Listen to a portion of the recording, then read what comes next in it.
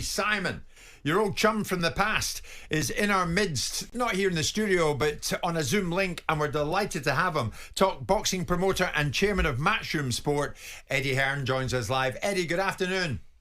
Good afternoon, gents. How are you? Very well, thank you. Simon's with me, so too is Spencer.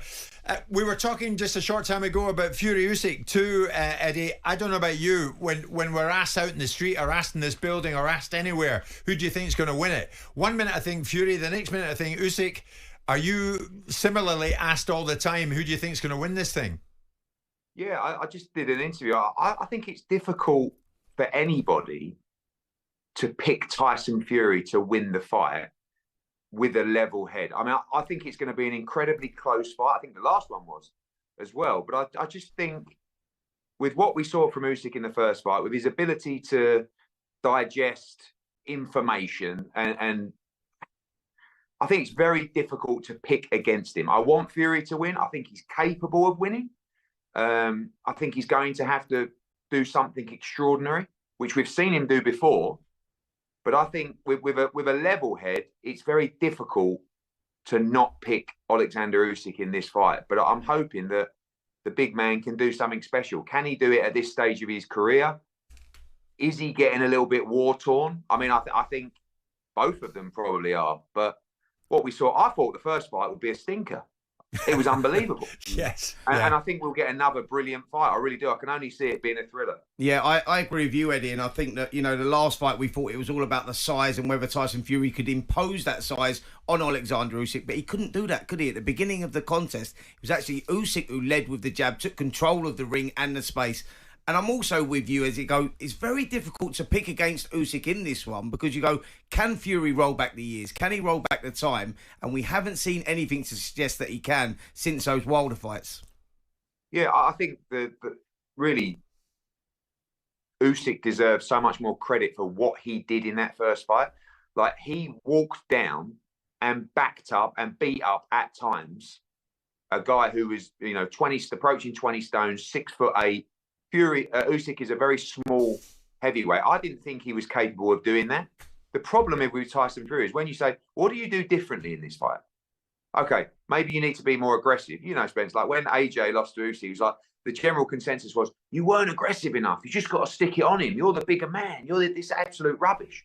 Like, that's actually going to play into the hands so much more of Oleksandr Usyk. He's a classic counterpuncher. He wants you to be aggressive. He wants you to fall in. He wants you to take chances. He wants you to make mistakes.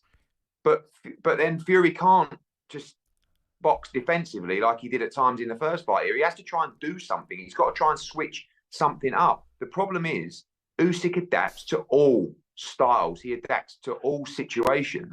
Yeah. And he's very, very difficult to beat in that respect. So What is he going to do? I have no idea. I don't know what the answer is, but he's going to have to find one. And Eddie, here's the thing. And here's another question for you this lunchtime live on talkSPORT. Where does all of this leave your man, Anthony Joshua? I mean, for us, obviously, talking to His Excellency, and if Fury was to win, we have a chance to make Fury against AJ for the Unified World Heavyweight Championship, which will be the biggest fight in the sport. If he loses, we still have the chance to make AJ against Fury, maybe as a, go on boys, go to war for 2 fights, and then maybe sail off into the sunset. Who knows? I mean, or Tyson Fury could lose and you might never see him again. So for us, with the AJ hat on, there's only really 2 fights for him in boxing. One is a Daniel Dubois rematch, and one is a Tyson Fury fight. I don't think there's interest in us having like an interim fight or coming back against this guy in the top 15. Like, how many fights have we got left? Could be 1, could be 3, but it's that run. So I was going to ask you that, Eddie. I mean, commercially speaking, just for your commercial prism, which is the better outcome? Is it Fury winning or is it Usyk winning? Oh, I mean, for us, Fury winning, providing we can make the fight. I mean, I think if His Excellency wasn't involved and there was no relationship between me and Frank, even if Fury won, I couldn't sit here now and tell you we're going to make the fight. I have absolutely no doubt we will make that fight now. But because of the reasons of Riyadh season, I think the financial opportunities available to the fighters. If Fury wins, Yeah, the AJ fight's there. I mean, there is an Usyk rubber match if it's a classic. Who knows? I don't think that would be the preferred option when the AJ fight is on the table. That was a question. That was a question I was going to ask, Eddie, actually, about the Usyk fight. Would you get the rubber match if Fury wins that one? Is there more appetite in that than seeing Joshua? Or you still think that Joshua... I mean, look, we don't know, Spence, do we? Because the second fight could be the greatest fight of all time, and then everybody's clambering to see that one as well.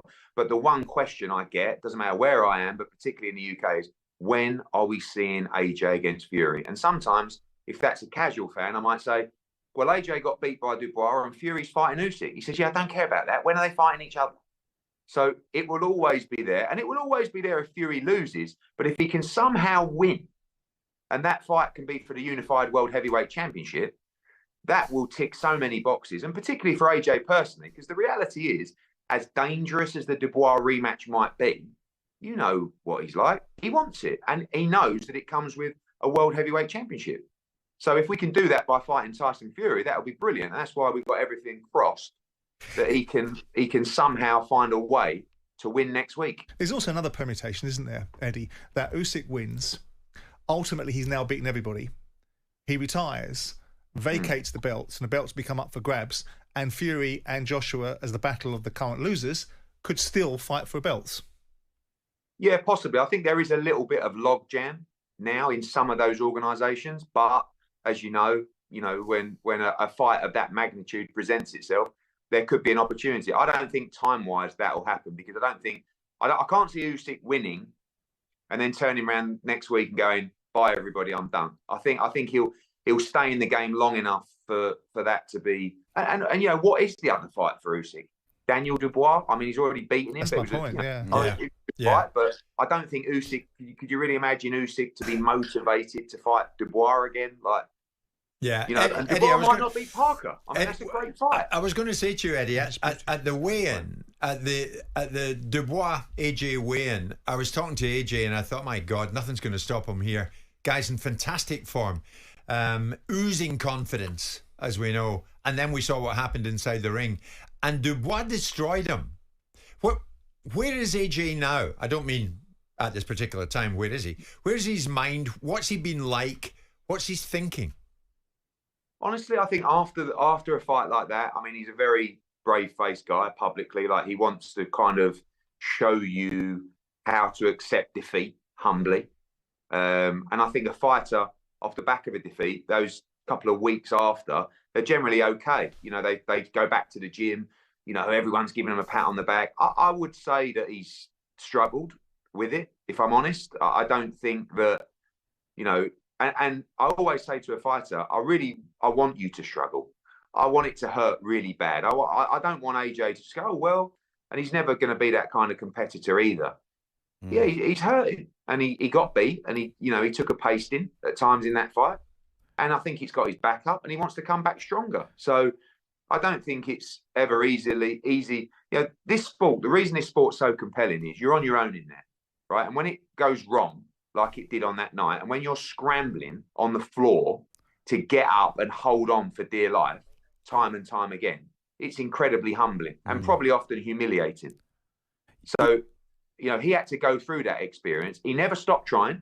He never stopped trying to get up till the point where he couldn't get up physically. And I thought he showed a lot of heart, but he got well beaten. And he's got to go back and find the answers why. Yeah, I think Eddie, speaking to AJ after that fight, you know, I think that he, after processing that defeat, he recognised he made some schoolboy errors, but in the heat of the moment, you get caught with a shot and you make those mistakes. He was frustrated with it, annoyed with it, and you know, and is it ambitious as ever to regain those titles still? I mean, that knock there, people saying, will he retire? Will he not retire? You know, is that the end of AJ? I think, if anything, it's fed him even more and stoked the fire even more, and he wants to regain them titles still. Yeah, I think we have to look at also, when you're looking at calls for a fighter to retire, there's a lot of things that you have to look at. The main thing that we look at as a team is actually how he's performing day to day. You know, Spence, when a fighter starts losing their way and it's time to go, you see it in training camp. He's not sparring as well. He's not holding a shot as well in sparring. You know, he's got more injuries than ever. Sometimes he's just not up for the sessions. The fire's not there. None of that applied, right? I haven't even got excuse. I'd love to give you some. about the camp weren't great, or we weren't feeling great. We were feeling great, as Jim said, all week as a team. Really, we knew it was a very dangerous fight, and we know we rate Dubois, but we felt good, right? But Eddie, can I push you? I push you on that, Eddie. You said he's had his struggles in recent times post the Dubois defeat. Has it ever come close to him saying to you, "Do you know what? I'm considering what I might do, or maybe what I might not now do"? No, never. I mean, one, because physically he feels good and he's enjoying himself and he's looking good, and But when you suffer a defeat like that, it's not. The decision is not, do we retire now, taking all those things into consideration. It's now, how do we look when we come back? Everything I said about that training camp and all of a sudden not looking like the same fighter, maybe that starts to happen now. Yeah, I don't think so, but they're the things you have to look at. Yeah. Right? When you return back to training camp, are you the same after a defeat like that? It was a heavy knockout. We feel like he's going to be the same fighter. We feel like he can regain the World Heavyweight Championship. But Sure. the truth is, until he returns back to sparring and until he returns back to training camp, you don't really know. So, sometimes you have a conversation with a fighter. I think Katie Taylor was a good example, where we had a moment after she beat Serrano where it was like, as if to say, oh, it's getting hard now, isn't it? We don't necessarily feel like that yet with AJ, but time and the camp will tell us everything we need to know. Just in the little time we've got left, incidentally, Eddie, do you make Katie Taylor, Amanda Serrano 3? Is that happening? I think so. I mean, I think, obviously she's won the first two, but they were both very close fights. Those two could fight 10 times. Yeah. And you would get fight of the year every single time. We can't have you without asking you. Conor Benn, what's next? So there's a lot going on. I mean, I had a good meeting with Ben Shalom the other day, trying to find a way to make the Eubank fight happen. I think we'll all probably kick ourselves in the future if we don't strike to make that fight now. I think it's one of the biggest fights in British boxing. Financially, it's going to reward both guys well beyond their dreams and expectations. But you're dealing with a lot of ego, really, from the fighters in the sense that they don't like each other. Everything we've been through, we know it's been well documented. Conor Benn now has the opportunity to fight Mario Barros for the WBC world title. Like, the fight fan in me wants to make Ben Barrios. If Conor Benn can become WBC welterweight world champion at the O2 in London, that's legacy defining stuff, right? He looks at his dad's WBC middleweight championship on the wall. It's firing him up every day, but the money is a third or a quarter of the potential of a Chris Eubank fight. He's been through a lot. He's spent a fortune on legal bills. He's missed opportunities. Has he got his British license back, Eddie? That's not been applied for yet. For me, will they apply for it? Any fighter that fights in the UK should fight under a British Boxing Board control license. And will he apply for it? I believe so. It's a Conor Benn decision. It's obviously another situation where you've got to get over what's happened. But for me, that would always be my preferred option. For a British fighter fighting in Britain, I believe it should be under a British Boxing Board control license. In your own mind, is Conor Benn cleared? I mean, I don't know how you can't be. If you go through a procedure that everybody asked him to go through, not just a UCAD procedure, but a national anti-doping procedure, and you get fully cleared. And, the argument that frustrates me the most is, bet he's serving a silent ban, isn't he? No, he's not serving a silent ban. I mean, Simon, I know you're frowning there. I don't know who ever said that. I'm frowning because I don't know who said that. Not you. I don't mind. I wasn't pointing at you. I'm saying the general consensus, if you read the responses to everything, is, has there been a UCAD ban? There has never been a UCAD ban. There has never been a fine. There has never been a suspension. And when you get cleared of any wrongdoing, how can you not be cleared? I mean, I don't understand. At some point, everybody that's had their things to say, everybody that's had their comments, when you go through this process and you get fully cleared with no ban or no punishment. He didn't get fully cleared, Eddie. Of course he did. No, he didn't, Eddie. He didn't. No one's explained how he's got failed drug tests. And you were right in the observations that you made about jurisdiction. It wasn't about jurisdiction. I haven't finished yet. If you go for a procedure where you will receive a ban, right, or you could be fined, or in respect and found guilty, and all of a sudden you don't get found guilty, you don't receive a ban, You are fully cleared. But in the broadest of Well, terms, how can that's you say not he's not fully that's cleared? not right, Eddie. In the broadest of terms, and by the way, just out of curiosity, can I ask you a question? In this idea of confidentiality, if Conor Benn were to tell everybody exactly the outcome of this circumstance and explain to everybody exactly how he has not been sanctioned, what would be the breach of confidentiality that he'd be consequenced for, and by who? Well, the NAPD hearing. Yeah, but what would Is they the do, hearing. Eddie? Well, it's bound by confidentiality. Yeah, but what would they do? Bound what to can they what? do? I Bound don't to know. what That's end? up to the NAPD. But bound to what end? Because there's no consequence. There's no consequence to it. And We the don't- reason I and mean, the reasons that's why down Conor to won't any tell you the action exact from the outcome NAPD. is because it's You know about it's a the testing confidentiality. regime. But so what we can say to you is because your responses previously could be, oh, it's down to jurisdiction. Had nothing to do with jurisdiction. No, my responses about jurisdiction were flawed, but the thinking behind it and my understanding of it is it's about the testing regime, and UKAD have been very poor in their ability to be able to enforce certain aspects of the testing regime. So jurisdiction was a slightly flawed argument, you're right, but the idea, what he is he's able to fight. The idea that he is cleared beyond any reproach is for the birds. I disagree. I mean, we're never Well, you going to would. agree on it. We're never going to agree on it. Well, But you when guys you probably don't won't- receive a you fine, guys probably when won't you agree on don't it. receive a ban, when you are cleared and not, the reality is he has not been found guilty. Right. All He's right. failed 2 drugs tests. No, you're not listening. No, He he has has. not been found guilty. No, but he I hasn't. mean, Eddie, are you denying? Are you just out of curiosity? Because Yeah. the thing's now moved on. He's going to fight, and that's the end of it. But are you denying the existence of 2 failed drugs tests?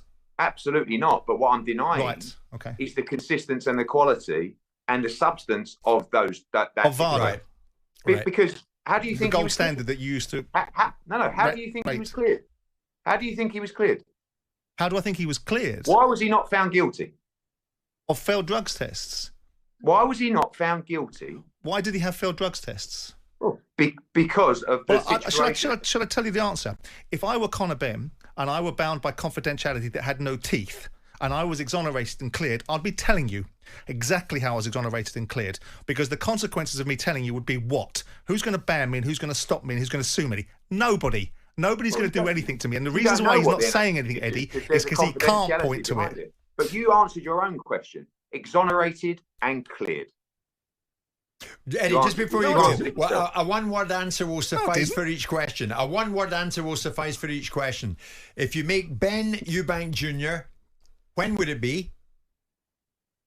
The answer to that one would be end of March, early April, once the stadiums are and available. where would it be? Tottenham Hotspur or Wembley Stadium? Eddie, thanks for joining us as always. Very good. Eddie Hearn with us live. On AM, on DAB, via the talkSPORT app and on your smart speaker. talkSPORT.